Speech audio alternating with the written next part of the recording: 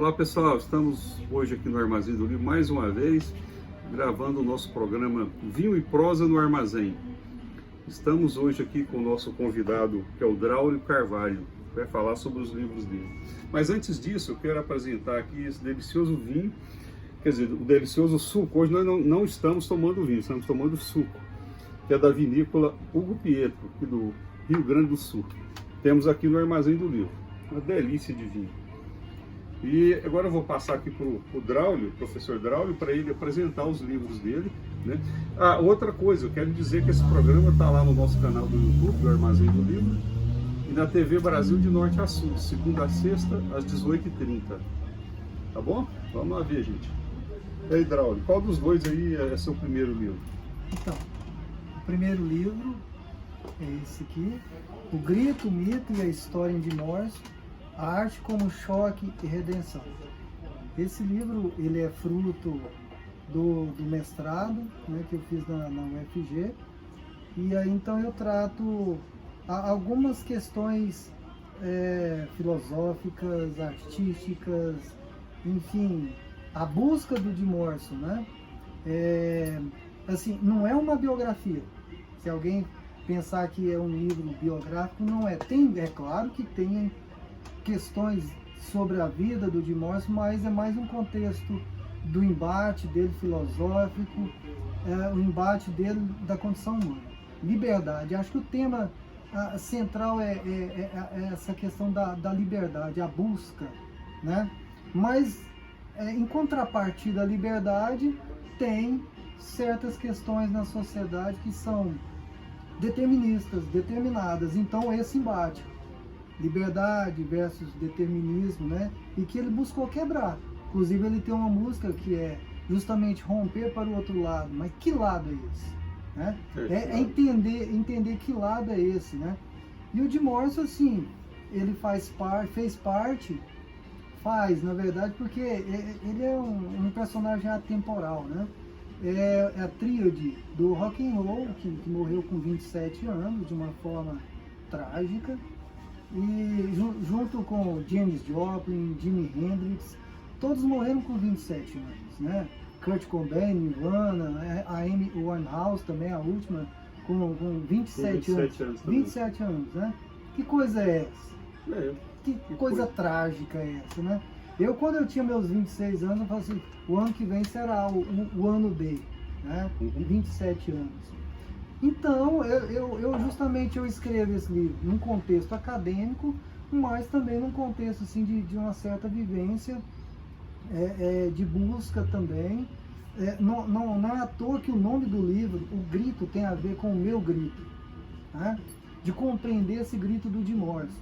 Porque é o seguinte, o fã, ele vê o Dimorso como um mito, né? Então, o nome do livro, então, O Grito, o Mito. Mas o que é esse mito? O fã enxerga apenas a imagem, o mito de Morrison, mas não sabe o James Douglas Morrison, o quanto o James Douglas Morrison sofreu. Por que ele sofreu? Aí vem essa questão da história, desse grito, desse sofrimento, e como ele se tornou, então, um homem, passou de um homem histórico para um homem mitológico, né? Mas é interessante que ele faz essa passagem de uma forma consciente. E isso eu acho que grande parte dos fãs não sabem também que o Dimorso, ele estudou muito sobre questões mitológicas. E aí então eu fui atrás das leituras do Dimorso, Joseph Campbell, um dos maiores especialistas em mitologia, em mito, né?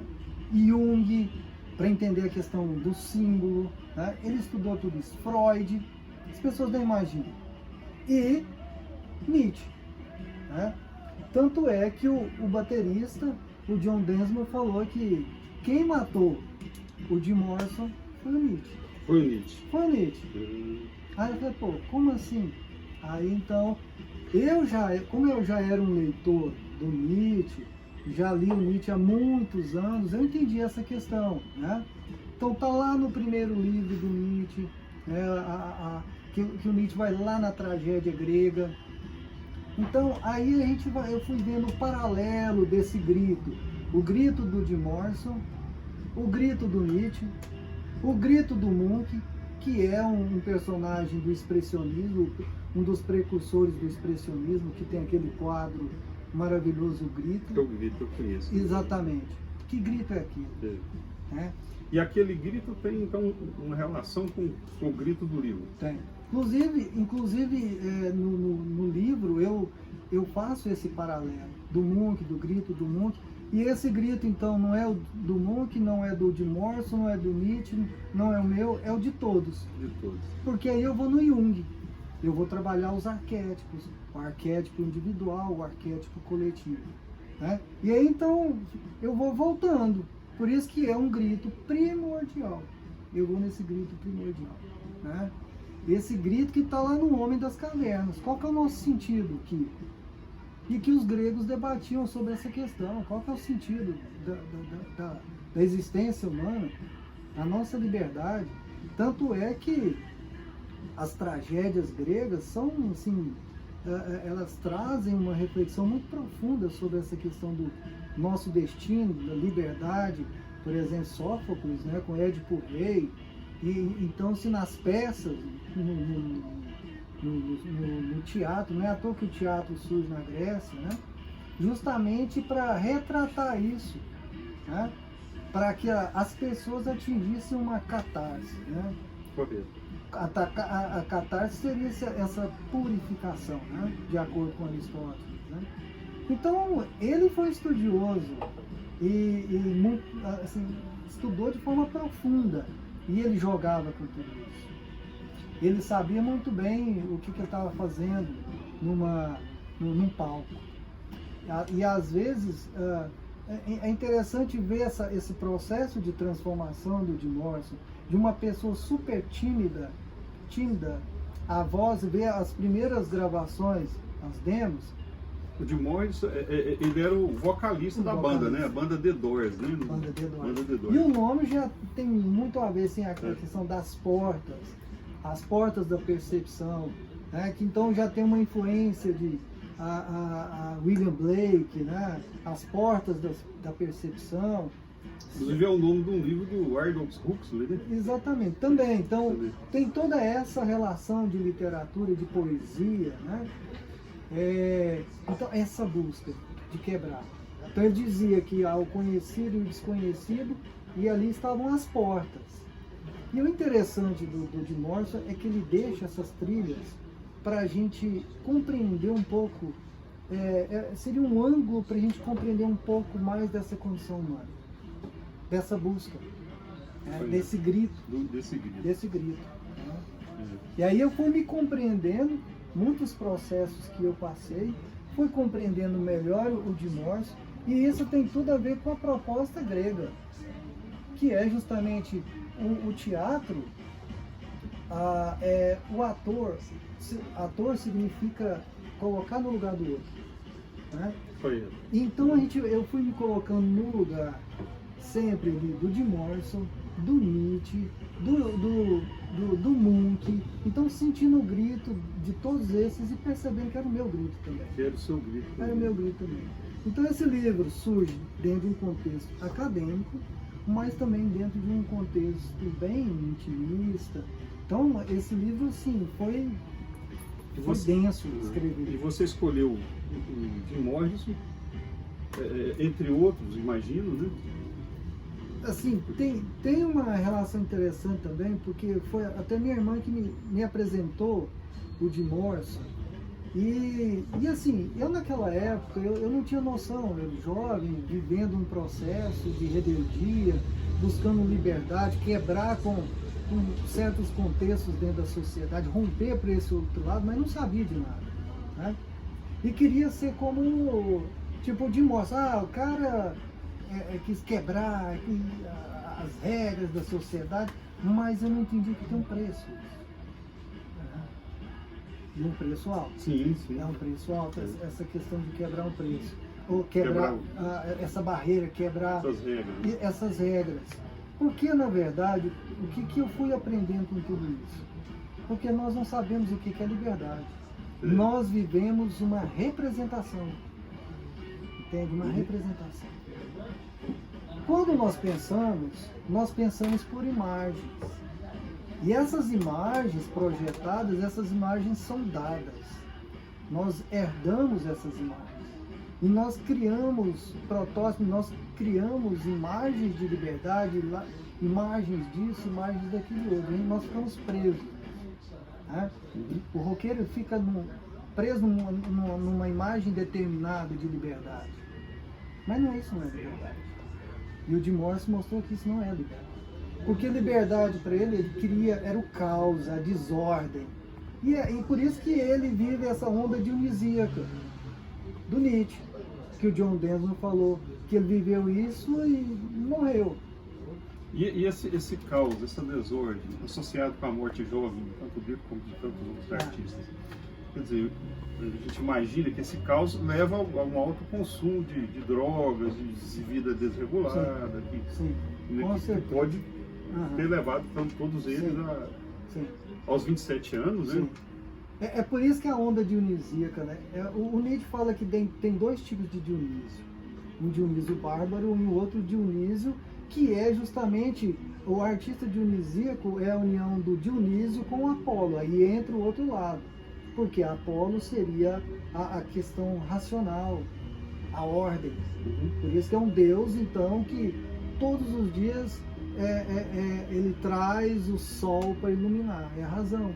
E Dionísio já é a emoção.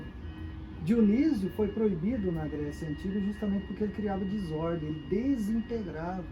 Por onde que Dionísio passava, as mulheres abandonavam a família, o marido, enfim,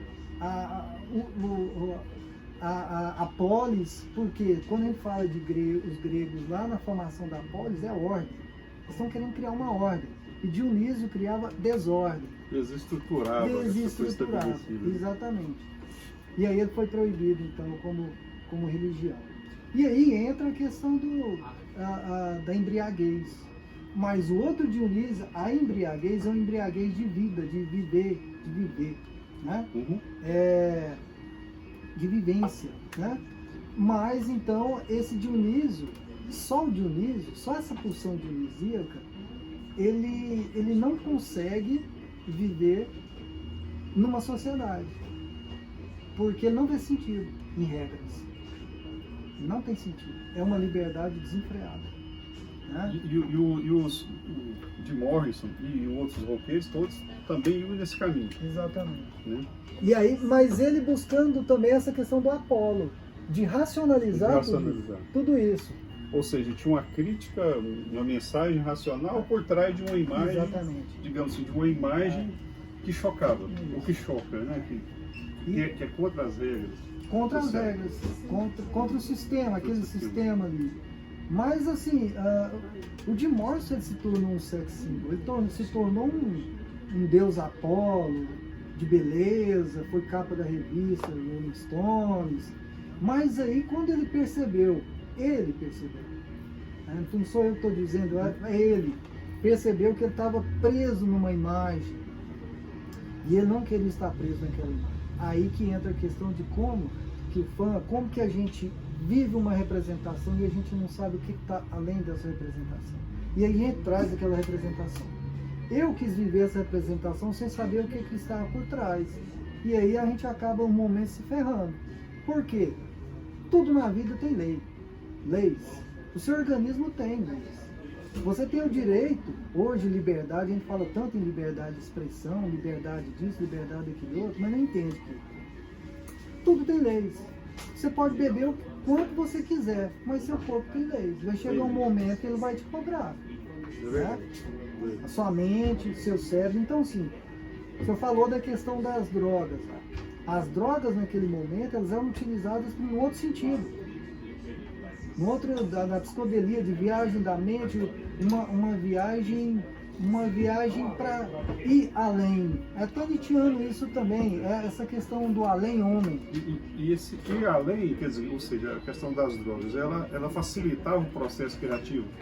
Facilitava, tanto é que eles iam para o deserto e eles tomavam então, ali mastigavam peiote, que é um cacto que dá no deserto, no norte do México, nos Estados Unidos, ali no sul. E ali eles faziam suas viagens, né? Então, assim, num processo de meditação e de busca, né, espiritual. A década de 60, a gente tem que entender esse contexto riquíssimo que é a década de 60, mas, assim, tudo aquilo que surgiu na década de 60 foi desvirtuando, foi saindo de todo o contexto que eles viviam lá naquela época, né? Tudo que a gente fala hoje de ecologia, a questão de gênero, tudo hoje vem dessa explosão, uma força tremenda da década de 60. Década de 60. É incrível a década de 60. É uma pena que a gente não compreendeu esse momento, porque, como eu falei, criamos uma representação daquele momento. Né? Uma representação do Jim Morrison, uma representação do... Enfim, se a gente for pegar tudo, do Nietzsche, uma representação do Munch, e aí a gente não consegue ir além. Então, esse livro, ele tem esse objetivo de desmitificar o Jim Morrison, mostrar o James Douglas Morrison, que ele não queria... Que é a pessoa por trás do mito, né? Ele não queria ser conhecido como o cara porra louca lá, o doidão do The Doors. Ele queria ser conhecido como poeta. Nos shows aqui eu trago aqui algumas citações do Jim Morrison.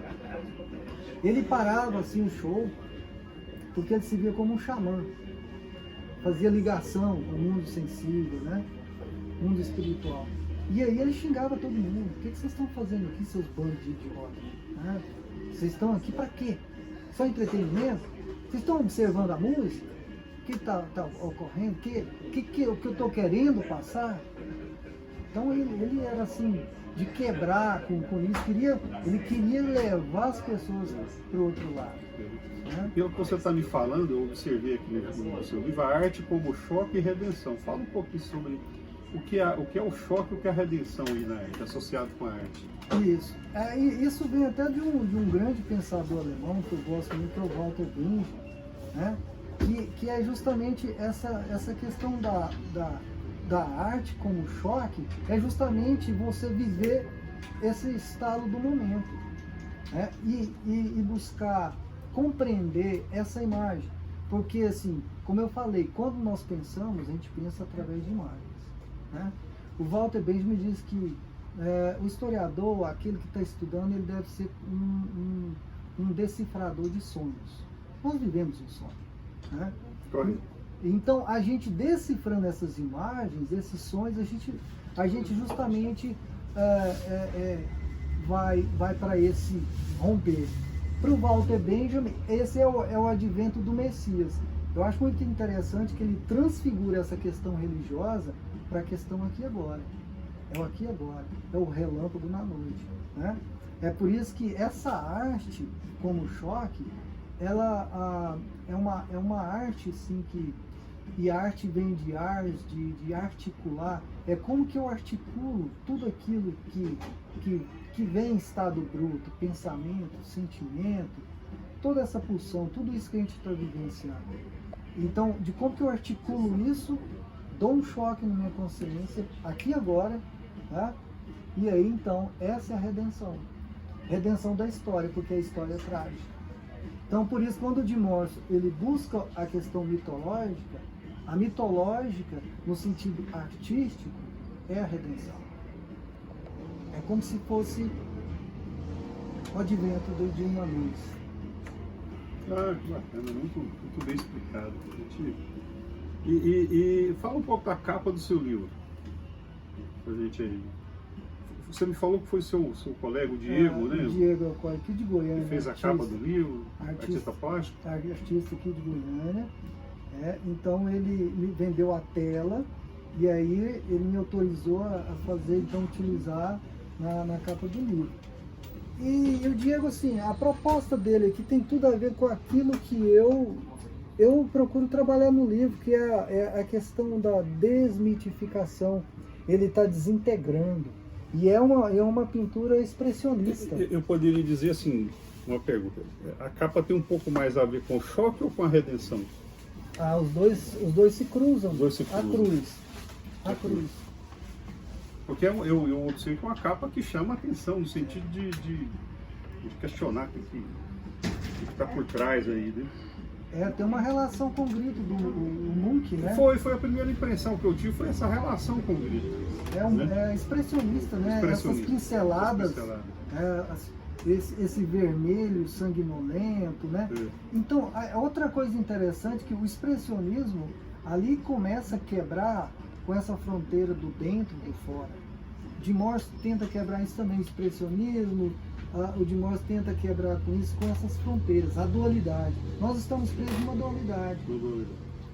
Né? A questão do bem e do mal, fala, não, vamos quebrar com essa dualidade. Isso é filosofia cartesiana.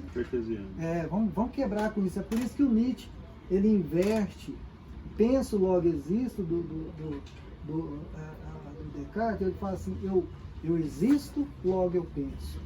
Olha como que ele inverte a questão e ele traz a vida para aqui agora. Não está distante. O pensamento cartesiano afasta o eu, o sujeito do objeto, da natureza. A natureza está distante. A natureza, no nosso pensamento judaico-cristão, é algo pecaminoso, sujo. Eles invertem tudo isso. Tá? A natureza está aqui, sou eu. A natureza é trágica e eu faço parte dessa natureza. Dentro e fora se mistura. É por isso que é um retorno. Nossa. Esse retorno para si é o retorno para a natureza. Por isso que tem a questão de Dionísia, por isso que tem a questão do Baco, o deus do vinho. E o Dionísio e Apolo, então está presente nos seus dois livros, pelo que eu entendi. Sim. Né?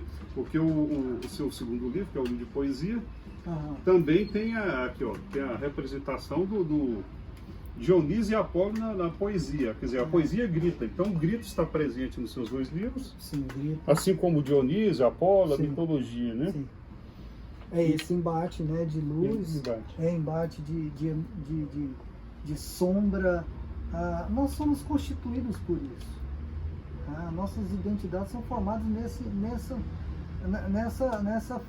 nesse contexto, nesse embate, né? De razão e de emoção. E como a gente está sempre na dualidade, ou a gente pende para um lado ou para o outro. Por isso que a arte, ela ensina a gente a fazer essa ligação mais intrínseca, né?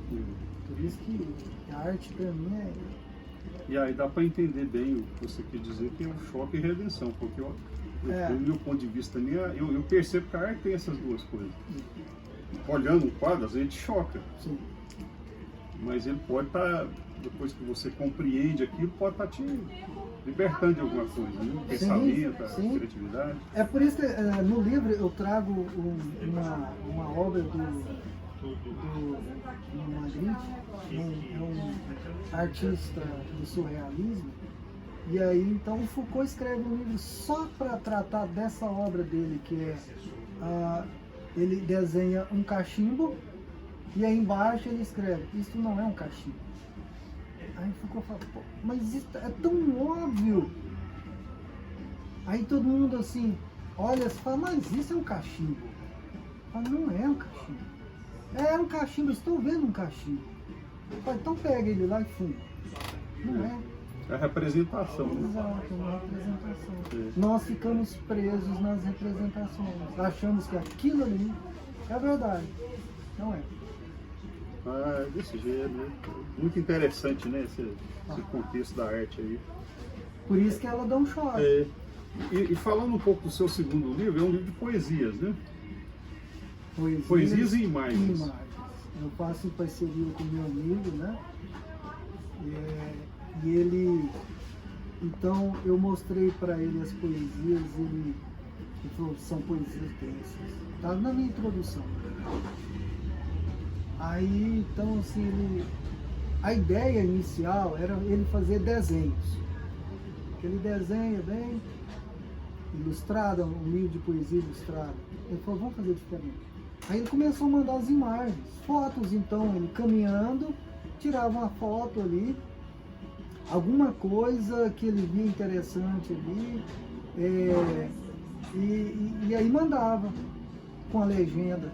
E aí eu fui intercalando. Meus amigos, assim, aquelas coisas que a gente não percebe no dia a dia. Exatamente. Ali na correria do dia a dia. Exatamente. E ele, aquela caminhada com calma, com outro olhar, né? Exato. Isso tem muito a ver com a poesia, o outro olhar, né? Exatamente. Da imagem, da foto. É. Né?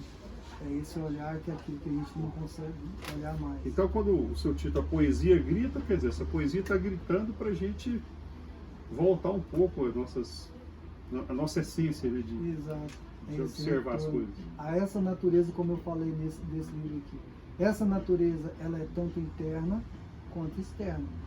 E voltando novamente então na questão cartesiana, nós, com a filosofia cartesiana, nós distanciamos da natureza. Então são muitas questões, né? Vamos distanciar. A natureza ela se torna a utilitária, ela serve para eu apenas produzir. Correto. As fotos do livro, você me falou foi seu amigo que mandou, né? Sim. Ele é um fotógrafo profissional ou não? Ele é uma pessoa que tem essa perspectiva. É o olhar. É o olhar. O olhar transversal, é o olhar... Transversal. É o olhar poético da vida ali, das suas caminhadas, né? É um olhar de transformação, né? E essas poesias, quando você cita Dionísio e Apolo, elas estão um pouco conectadas com a mitologia também. Sim, na questão metafórica, na questão desse embate, dos processos que eu fui vivenciando. Porque esse livro é uma compilação assim, de poesias lá da década de 90 até a atualidade. Então, tem muitos processos. Processos antes de estudar academicamente e processos depois. Tá? Então, é um livro cheio de buscas, tentativa de quebrar, de romper. Que bacana. E, por exemplo, a poesia e a música, quando você estuda muito de Morrison, né? Que você fala da letra das músicas dele? São cheias de poesias, assim, de... Olha, antes eu lia as poesias do Jim Morrison, falo assim, é até engraçado porque, vou falar uma coisa aqui, quando eu fui fazer o mestrado, aí me falaram que, assim, como que eu vou fazer a poesia de um cara louco, um cara drogado, um cara, sei lá. Aí eu não tinha resposta, mas aí eu fui estudando essa questão do mito, a questão do Jung, a questão da imagem, da arte, enfim, aí fui compreendendo o que está por trás do inconsciente, de como que essa imagem, esse grito vem. Então, assim, aí eu fui entendendo aquelas questões metafóricas e aí eu fui indo além daquela imagem. Draulio, nosso papo está super agradável, mas o tempo está esgotado. Então a gente vai encerrando aqui, né? Lembrando que esse bate-papo está lá no nosso canal do YouTube, no Armazém do Livro, e na TV Brasil de Norte a Sul, de segunda a sexta, às 18h30. Né? Lembrando mais uma vez aqui o nosso delicioso suco da Hugo Pietro, a vinícola brasileira que tem aqui no Armazém do Livro, assim como os livros do Draulio, né, do professor Draulio. E aí, Draulio, pode fazer as considerações finais aí, falar alguma coisa? Esse livro foi muito difícil escrevê-lo, tanto esse, como os dois, mas eu vejo como laboratórios alquímicos. Foram assim transformadores na minha vida, os meus olhares, né? Então eu espero assim que as pessoas possam gostar. Então vamos fazer um brinde aqui, a literatura, a poesia, a música, o rock, a vida, né? Saúde. Amor fati. Amor fati. É. Saúde.